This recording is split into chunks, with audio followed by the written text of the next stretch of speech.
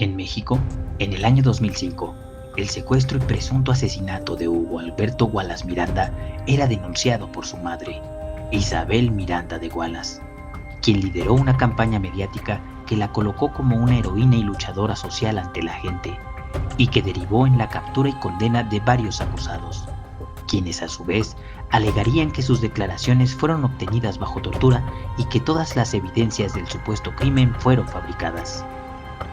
Todo comenzó con una gota de sangre, una mancha de 1 centímetro de largo por 2 milímetros de ancho escondida en el sardinel de una regadera. Era la prueba de que el cuerpo de Hugo Alberto Wallace había sido desmembrado por sus secuestradores. Cuando estos restos hemáticos perdieron credibilidad, otro crimen, esta vez real, se asomó detrás de esa falsa evidencia, de esa fabricación.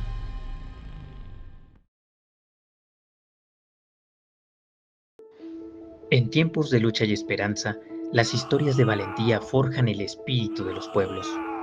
En el corazón de la sociedad se alzan las voces que cuentan hazañas por la libertad.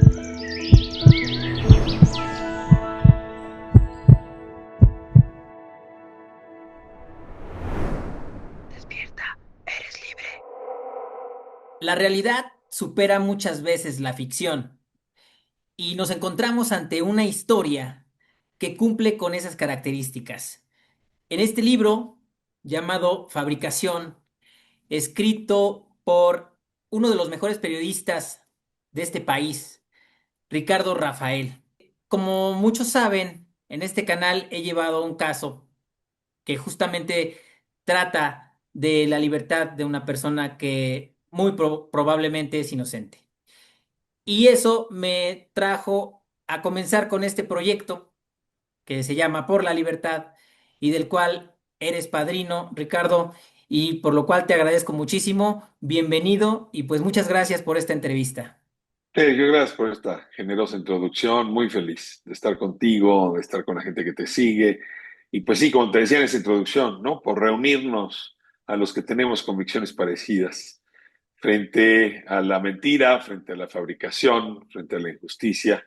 Y dicho en sentido positivo, pues a favor de de la verdad, que es sinónimo de paz.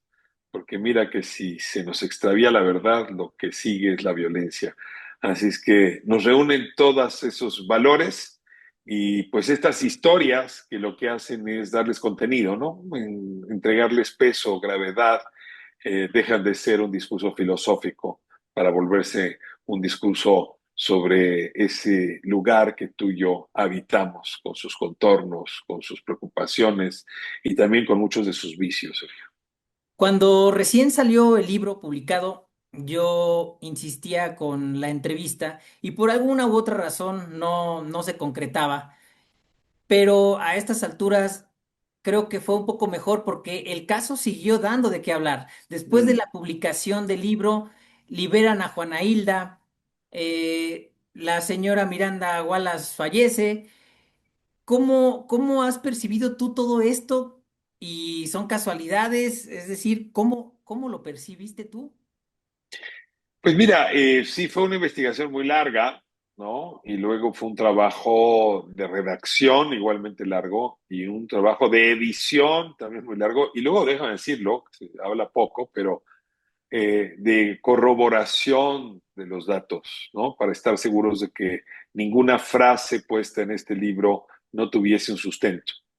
Cuando emprendes una tarea así de gigante, pues te imaginas todo el tiempo que un día no solamente saldrá a la luz la investigación, el libro, el relato, sino que te enfrentarás cara a cara a tu adversario, en este caso a tu adversaria, a la persona que inventó una historia a la cual tú estás acusando de ser fabricada, de ser falsa. El viernes 7 de marzo de 2025 se empieza a distribuir este libro. Y yo diría, ahí marco el antes y el después de esta investigación. Tenía una enorme expectativa del debate público que se iba a tener en particular con Isabel Miranda.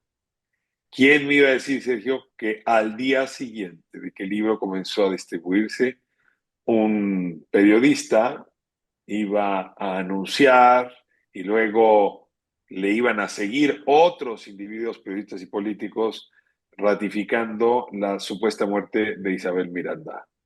Sí, es como si te das cita con alguien, déjame plantearlo así, en la mesa de debate y resulta que ese día solamente llegas tú, ¿no? Y la otra tribuna queda vacía y queda con el micrófono libre. O en realidad no, porque hay quien intenta ocuparlo, quien trata de colocar argumentos, pero pues no es lo mismo que poder desentrañar esto. Ahora, lo siguiente, pues no fue tanta sorpresa, aunque pudo no haber ocurrido y por eso honora la vida y a sus circunstancias. El propio libro y las pruebas encontradas durante la investigación terminaron convirtiéndose también en un amparo, en un proyecto de amparo que se presentó ante la Corte y la Corte después de revisar las pruebas decidió que el principal argumento en contra de quienes yo llamo las víctimas del caso Wallace, es decir, el principal argumento en contra de los supuestos secuestradores y asesinos de Hugo Alberto, era una confesión de Juana Hilda González Lomelí que no podía ser tomada por buena por la manera como se obtuvo, ¿no? La coacción física y psicológica, por la ausencia de abogado en el momento en que se presentó, por lo inverosímil frente al conjunto de hechos. Y en el momento que se cae esta confesión, no solamente queda liberada Juana Hilda, sino eventualmente, y así lo esperamos, pues el resto de las víctimas.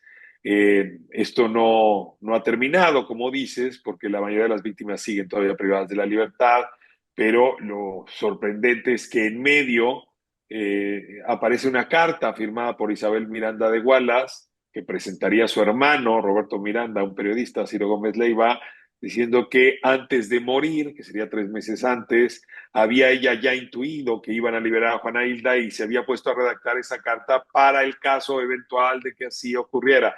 Y ahí entonces dices, bueno, si murió, entonces ¿cómo es posible que haya una carta post-mortem 3 meses después? Es más, ¿cómo es posible que me obliguen a asumir que era una pitonisa que ya sabía lo que iba a ocurrir en la corte y que por lo tanto haya escrito la carta? Y entonces, pues no solamente sigue ocurriendo el caso Wallace, sino, déjame decirlo así, la fabricación se ubica en presente continuo. Es decir, la fabricación sigue ocurriendo mientras tú y yo ya hablamos. No ha alcanzado a resolverse, no ha alcanzado a desmontarse. Es un hecho que en efecto todavía está lejos de encontrar un alto, un hasta aquí. Es una narración, pues yo no diría infinita, pero todavía lejos de su punto de finitud. ¿Qué lectura le das al actuar de la justicia en estos días cuando vemos liberaciones como la de Juana Hilda o la de Israel Vallarta, en donde pareciera un tema más político que el hecho de hacer justicia porque es lo correcto? ¿Qué lectura le das a esto? Hay dos elementos, ¿no? Lo primero que tenemos que decir es que en México la justicia es todo menos rápida y expedita, ¿no? O sea, creo que ese principal problema no es tanto que no pondere las pruebas y que no acabe resolviendo conforme a derecho, que muchas de las veces ya cuando los asuntos llegan a la corte se han resuelto conforme a derecho, sino la enorme tardanza, el camino tortuoso para que eso ocurra. Entonces creo que el hecho de que los ministros de la última época estén obligados, en su mayoría, ¿no? Excepto 3 de ellas, a dejar sus asientos, ¿no? Sus togas, sus birretes, pues los apuró, ¿no? Para resolver temas que tenían pendientes. Y en ese sentido, pues no es que celebre que se hayan tardado tanto, pero sí que hayan sido lo suficientemente responsables para no dejar pendientes estos asuntos. El caso de Israel Vallarta es sentencia en primera instancia. O sea, Israel Vallarta se echó 19 años en la cárcel sin sentencia en primera instancia. Y la juez dice que no encontró ninguna prueba definitiva, contundente sobre la culpabilidad de Israel Vallarta en ninguno de los 6 casos de secuestro por los que se le acusa. De ahí que cuando sale el fiscal general de la República, Alejandro Gertz Manero, y dice que Israel Vallarta tiene otros 6 asuntos, miente, miente, miente con la presidenta como testigo a sus espaldas, ¿no? Hay que leer las sentencias. Y bueno, pues celebro que esta juez, que a diferencia de los otros ministros, que sí Ujú. va a permanecer en su cargo, pues haya tenido los arrestos, el coraje para decir lo que había que decir. Lástima que se haya tardado tanto.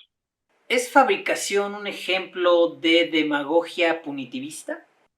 Mira, creo que nos hemos vuelto, la frase popular es más papistas que el Papa, ¿no? O sea, cuando a ti te dicen que a alguien le dieron 293 años de prisión, pues no puedes más que esbozar una sonrisa. O sea, no hay un ser humano que rebase los 103, 105 años, creo que 110 años de vida. ¿A quién le puedes dejar 293 años? ¿No? O Así sea, es. se llama cadena perpetua, eso se llama enterrar en vida, en fin. Y la verdad es que en México, déjame comenzar por ahí, nos ha dado por querer frenar la violencia con penas ejemplares, ¿no? Y luego no solamente más penas, sino más gente en prisión, incluso en prisión preventiva automática, ¿no? Y luego, pues con algunas voces como Isabel Miranda, que se pronuncian a favor de la pena de muerte, de la castración, de los violadores, y de pronto nos encontramos con un lenguaje muy beligerante que trata no los derechos humanos, sino los desechos humanos, es decir, que quiere convertir a los humanos en desechos, antes incluso de que sean juzgados. Me parece que un ejemplo muy claro de esta demagogia punitiva es, por ejemplo, el discurso de Nayib Bukele, Salvador, ¿no? Donde sin juicio y en una situación extraordinaria tiene encerrados a cientos, si no es que decenas de cientos de jóvenes que por ser tatuados o por haber vivido en determinada colonia ya son sentenciados como criminales y probablemente pasarán buena parte de su vida ahí, si no es que toda la vida. Pero pues es más o menos el mismo mensaje que manda Donald Trump, donde decide que la migración es un delito grave y que por lo tanto tienen que ir a campos de concentración como el Alcatraz de los Caimanes, ¿no? Allá en Florida. A ver, esto no es muy distinto a lo que proponía Isabel Miranda y no es muy distinto a lo que seguimos escuchando. Apenas al asesino, el hijo de Javier Sicilia, le dedicaron 293 años, ¿no? De prisión. Me parece que eso es demagogia. Eso no busca hacer justicia, no busca que la persona se haga responsable de sus actos, no busca que se arrepienta, no busca que pida perdón, sino lo que le buscamos es que ese individuo que cometió un delito o que por migrante se le acusó de cometer un delito o por tener un tatuaje se le acusó de ser un pandillero, acabe como desecho humano en el fondo de una prisión. Y tiramos a los seres humanos a las prisiones como si fueran bolsas de basura, ¿no? Desechos, insisto, después de la cena en un restaurante, ¿no? Lo que lanzas al tacho de la basura. Y esto es lo que yo llamo demagogia punitiva, que está muy de moda, que se presta para hacer grandes y grandilocuentes discursos políticos, pero que en realidad no están buscando que se haga justicia, tampoco que se haga o se construya verdad, tampoco pacificar las relaciones de la sociedad, sino simplemente engolar la voz, colocar a algunos moralmente muy por encima y a otros pues muy por debajo de la dignidad humana. O como el hecho de que una huella de zapato digan que es de un tenis de skater, ya un skater ya es un asesino. Y es el estigma, ¿no? Mira, en el caso Wallace, porque César Fere utilizaba cinto piteado, ¿no? Porque medía 1,90. Para Hilda, porque tenía cuerpo de bailarina. Jacobo Tagle, porque era judío, ¿no? O su familia era judía. Se les carga de estigmas, esos estigmas se dotan de contenido criminal y luego ya no es necesario probar nada, ¿no? O sea, en sí mismo tienes terminado el casting y a partir del casting, pues sentenciar culpabilidad, no por hechos que te relacionen con el crimen, sino por inferencias, pues la verdad, pocas veces relacionadas con el propio crimen, que tiene que ver una huella de un skater con un asesinato, pues solamente la interpretación en la mente enredada de quien supuso que cualquiera que haga skate es un criminal. ¿Y por qué crees tú que sea tan burda esta relación de conceptos en los casos que buscan culpar a alguien? En cualquier caso, no hablo de uno en particular. ¿Por qué las autoridades creen que se puede juzgar a alguien de esa manera? ¿De alguna manera consideran que somos tontos, que no nos vamos a dar cuenta? ¿O por qué No, yo dicen creo que... que hay incentivos para ello. A ver, un ministerio público recibe un bono, los ministerios públicos reciben bonos por las consignaciones que tengan.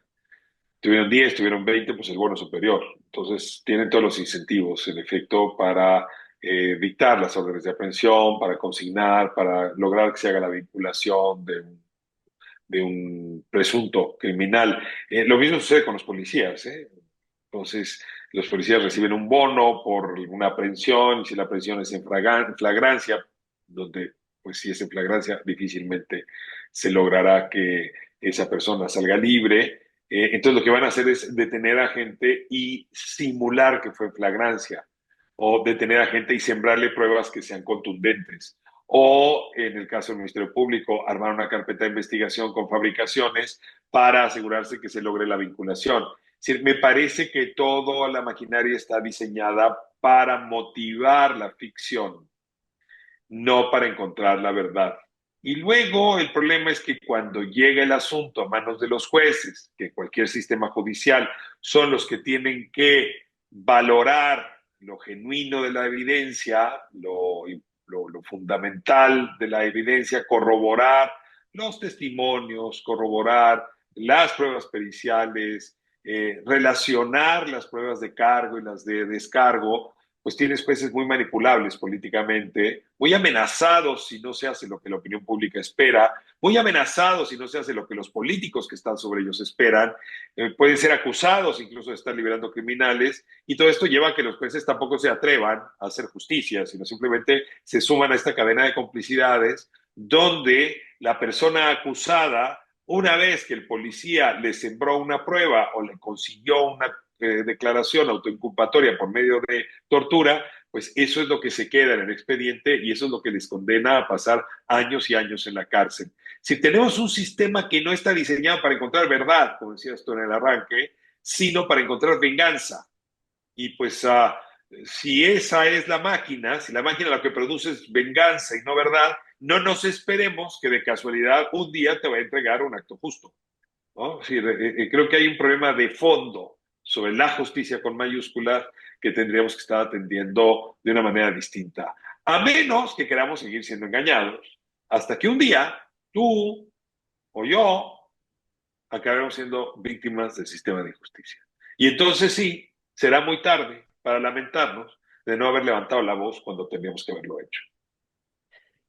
Disfrazan la justicia, es la injusticia institucionalizada.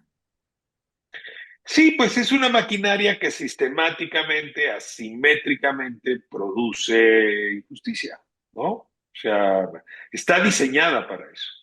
Está diseñada para que sea el poder quien determine lo verdadero y lo falso, y no las pruebas, y no la ciencia forense, y no las leyes. Y pues mientras esto siga sucediendo, en efecto, nuestro sistema será no solamente muy imperfecto, sino muy peligroso para cualquiera que tenga que enfrentarlo, sobre todo si no cuentas con recursos. O sea, creo que ahí está el tema de fondo. Es, si tú no tienes dinero para pagar a un turboabogado, si no cuentas con recursos para conseguir que las periciales se hagan conforme a lo que establecen los protocolos, si no cuentas con recursos para que tus testimonios todos sean considerados por el juez, lo más probable es que en ausencia de palancas, de influencias y de dinero, acabes siendo sentenciado culpable independientemente de que lo seas. Y esto hace que tengas un sistema de justicia que normalmente coloca como objetivos de su destrucción a las personas más pobres, más jóvenes, más indefensas, ¿no? Y por eso las cárceles están llenas de jóvenes, pobres, indefensos. ¿Cómo percibiste la fabricación de este caso con pruebas como la fotografía que presentaba la banda de secuestradores o la gota de sangre? A ver, creo que el conjunto de pruebas que contiene el expediente son una más mala que la otra. O sea, no habrían sostenido ningún rigor, ningún análisis serio por parte de ningún juez, de ningún ministerio público. A mí lo que me sorprende es que siendo evidencia tan pobre, tan débil, haya merecido no solamente reconocimiento, sino validez para condenar a personas a penas de hasta 130 años, como es el caso de César Pérez, o 76 años, en el caso de Juan Aila González Lomelí.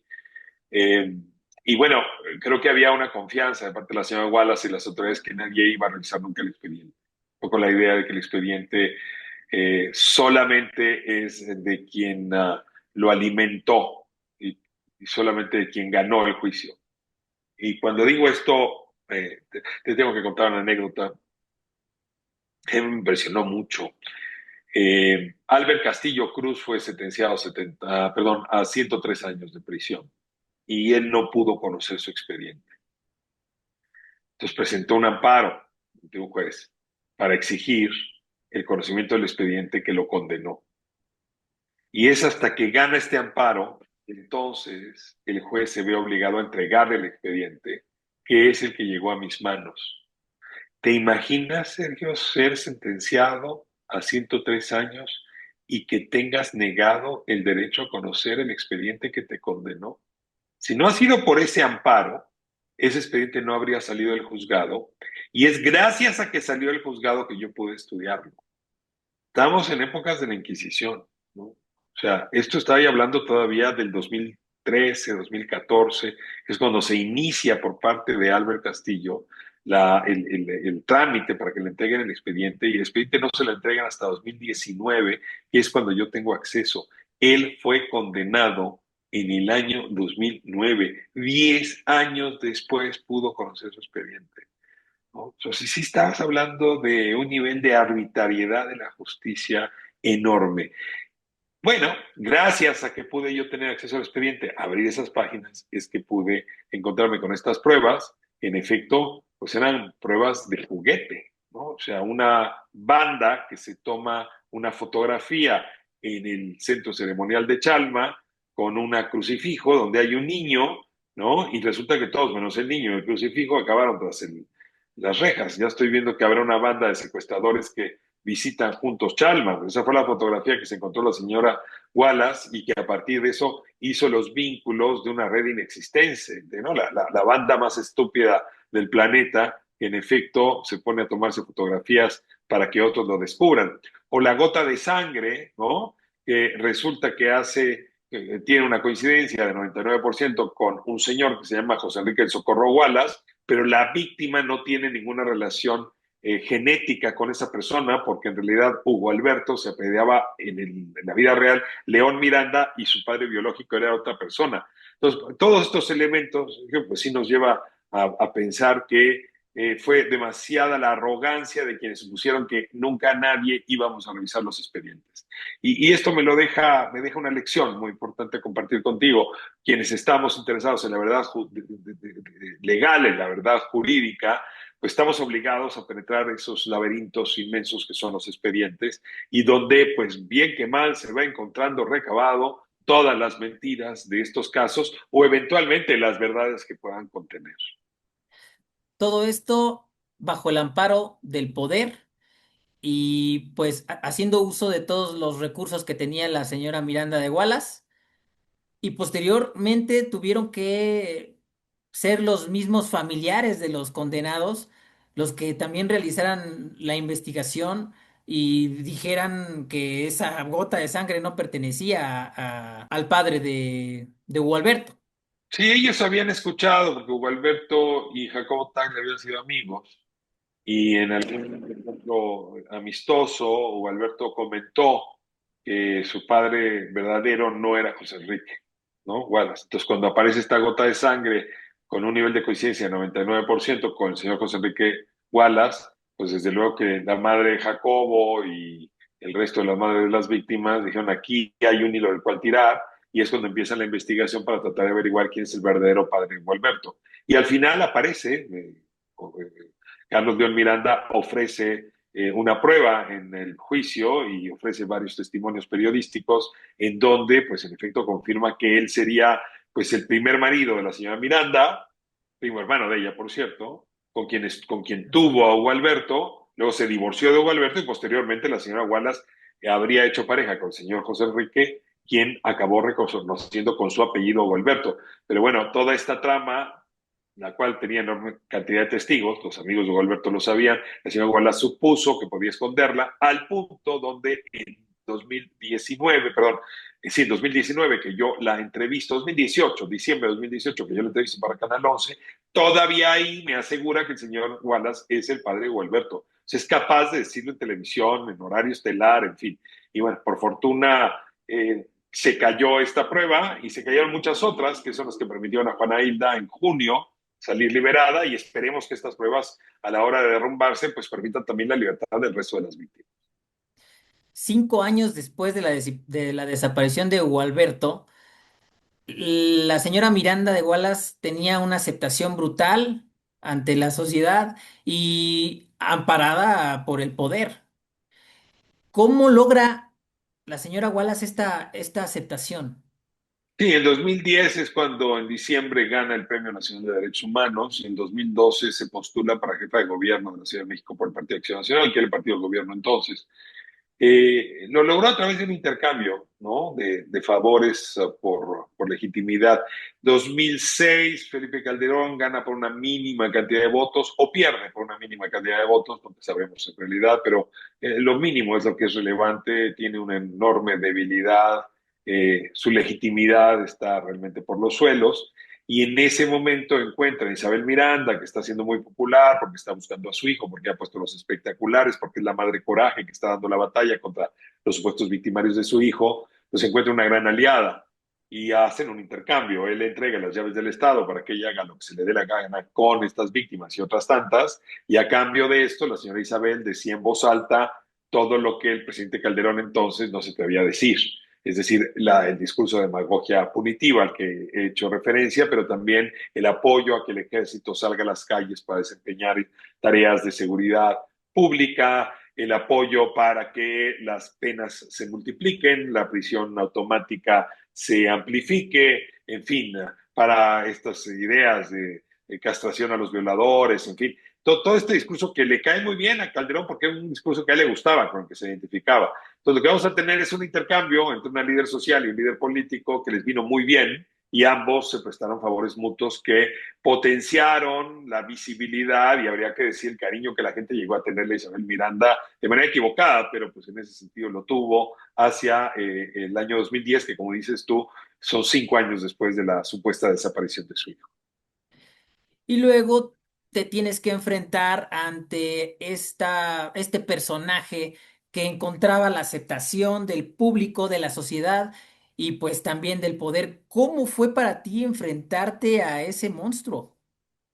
Yo te digo que nos seguimos enfrentando, ¿eh? O sea, yo creo que hasta que no salga Brenda Quevedo en su prisión domiciliaria, César Freire, Albert Castillo, Tony Castillo, de la sentencia que les cayó encima en 2009, hasta que no esté Jacobo Tagle libre de los juicios que trae encima, seguimos enfrentando, ¿no? Con la verdad a la mentira, con la verdad a la fabricación.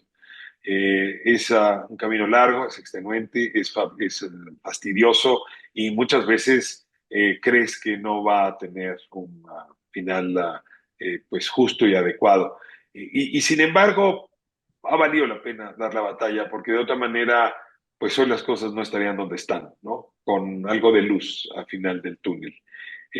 Se nos cruzó ahora un evento que era incalculable, que fue la reforma judicial, pues que a su vez ha retrasado los procesos, ha retrasado la conformación de los tribunales colegiados, ha retrasado el nombramiento de los jueces, y bueno, pues eso en efecto ha afectado los procesos de cientos de miles de personas, incluidos los afectados por este caso. Habrá ahora que esperar a que el Poder Judicial se vuelva a estabilizar, vuelvan a retomar los expedientes para ver si con la evidencia que ha sido presentada, la decisión de la Suprema Corte, pues en efecto ahora sí se logra justicia. Pero sí te diría, Sergio, esto no se ha acabado, está lejos de acabarse, y pues hay que respirar hondo, tener paciencia y seguir caminando paso a paso. ¿Encuentras una diferencia entre cómo te fue socialmente en aquel momento y actualmente que pues ya las cosas ya empiezan a tener un poquito más de luz? Pero platícanos cómo te fue socialmente a ti al enfrentarte a la víctima. A ver, yo te diría que este caso es una suerte de sonar que te dice dónde está cada quien parado, ¿no? Yo creo que hay mucha gente hoy que cree que yo soy el fabricante y no el desfabricante de esta historia. Mucha gente que defiende a Isabel Miranda. Hay periodistas que se refieren con desprecio a mi persona. Eh, Hay incluso periodistas que en su momento estuvieron del lado de las víctimas, que hoy incluso me acusan de haber recibido el narcotráfico para comprar los ministros y gracias a eso dicen que fue liberada Juana Hilda. Es decir, la cantidad de mentiras que he visto caer en mi jardín como basura es grandísima. En nada comparable con lo que han vivido las víctimas, pero sí me permite, a partir de la experiencia personal, empatizar con lo que ellas y ellos han vivido, ¿no? Entonces yo creo que sí hay un ala muy mezquina, ¿no? Muy aferrada a las visiones más conservadoras, más demagógicas, más punitivistas.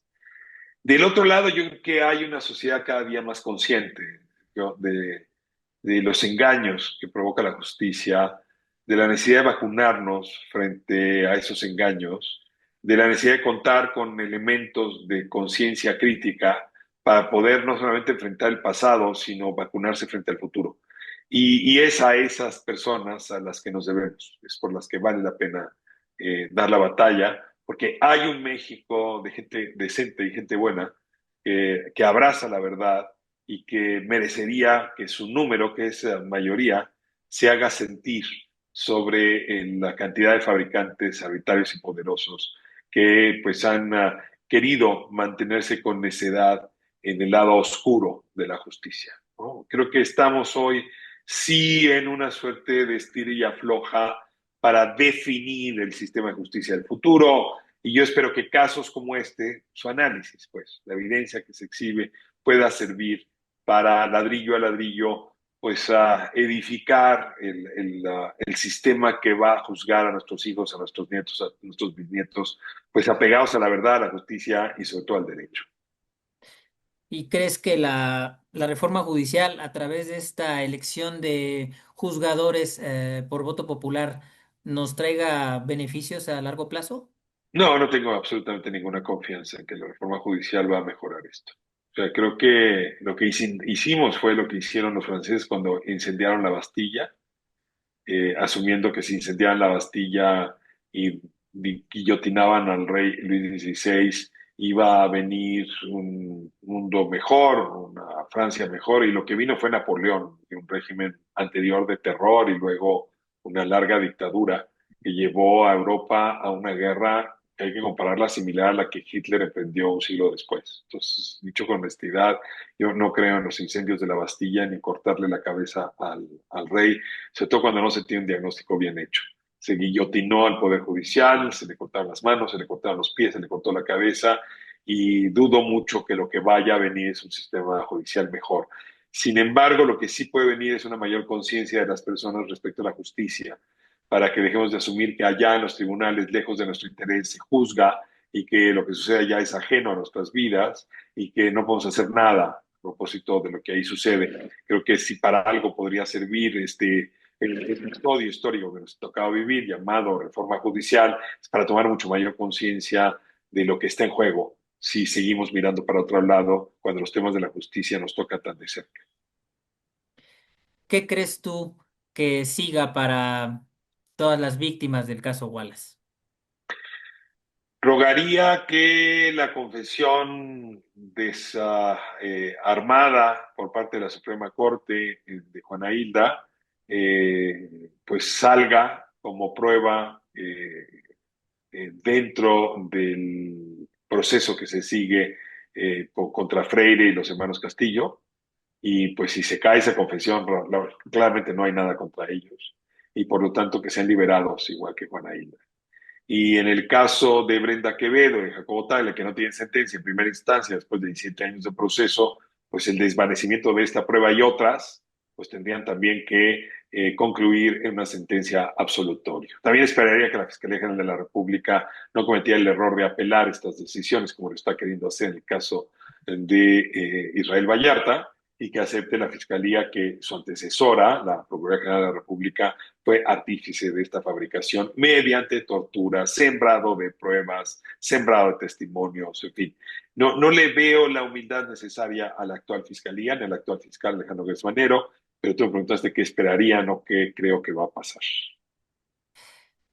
¿Existen evidencias de que Hugo Alberto Wallace pudo haber estado vivo después de... Gualberto, yo no tengo duda, Gualberto Wallace o Alberto León Miranda estuvo vivo al día siguiente, las siguientes semanas, los siguientes meses, los siguientes 2 años. Hay enorme cantidad de usos de su tarjeta de crédito para para contratar sistemas de citas, para ir a los restaurantes donde acudía, se encontró con una exnovia, se encontró con su mejor amiga, se le llamó a la mamá de su segunda hija. Hay una enorme cantidad de pruebas que prueban que o que demuestran que estaría con viva por lo menos 2 años después del supuesto secuestro y muerte. ¿Qué pasó después de 2007? Yo no tengo ninguna prueba de vida. Pudo haberse operado, pudo haberse convertido en testigo protegido, o pudo haberle ocurrido un accidente, o pudo haber sido asesinado, pero por lo menos nada de lo que te estoy diciendo se parecería a lo ocurrido en julio de 2005, cuando ciertamente no sucedió nada con él, ni con sus pertenencias, ni con su vida, ni con su salud. Si hubo sentencia sin cadáver? Sí, nunca se encontró el cadáver, nunca se encontró el arma homicida, el móvil no se sostiene, los testimonios están trucados, la coacción es evidente, los hechos son inverosímiles, no hay nada que se sostenga en pie. Me has hablado un poco del papel de las instituciones en este caso, en el caso Wallace, pero ¿cómo contribuyeron los medios de comunicación?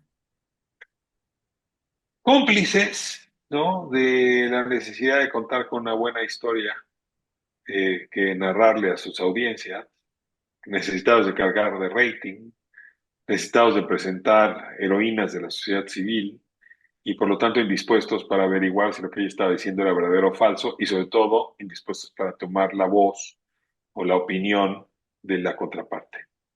Y esos medios que se equivocaron en 2006, 2007, 2008, es increíble, pero a estas alturas continúan sin querer revisar su actuación, ¿no? Cosa que les haría muy bien para no repetir los errores cometidos, pero la arrogancia es enorme, incapaces de reconocer sus errores. En este caso, el ejercicio periodístico que haces en el libro de fabricación, ¿qué esperas que contribuya a la sociedad? Mira, no confío mucho en que los periodistas de mi generación o más arriba se tomen la molestia siquiera de leerlo o de revisar su actuación. Creo que hay egos que son tan voluminosos que no se atreverían a revisar una sola coma de lo que hayan escrito, ni una sola vocal de la que hayan pronunciado.